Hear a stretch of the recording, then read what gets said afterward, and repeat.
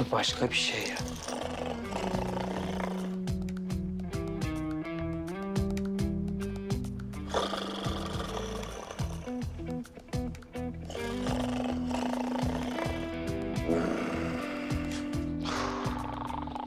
Bu başka bir durum. Fadırıma laf ederken ya bu hiç olmadı yani.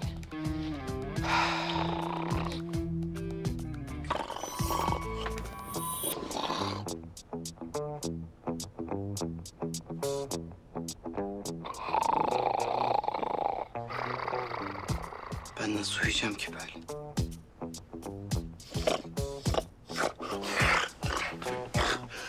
Hayır, içeridekiler nasıl uyuyor onu anlamadım.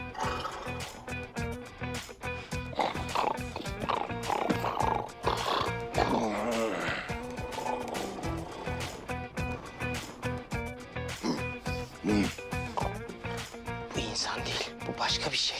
Bir şey var içinde belli ki. Holding'in hocam. Lan arasın. Çık içinden.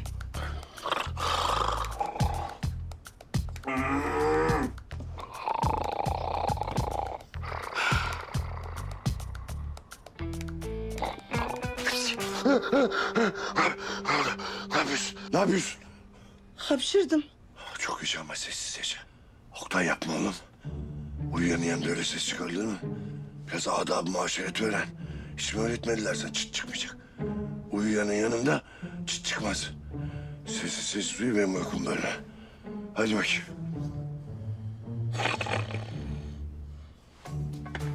Oğulcan, efendim, gerek yok. Tamam.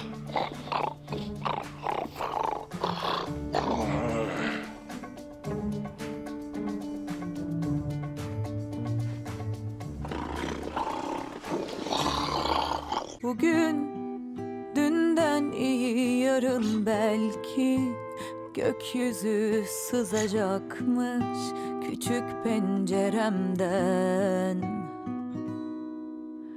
Öyle yine de ışık aramakla geçecek.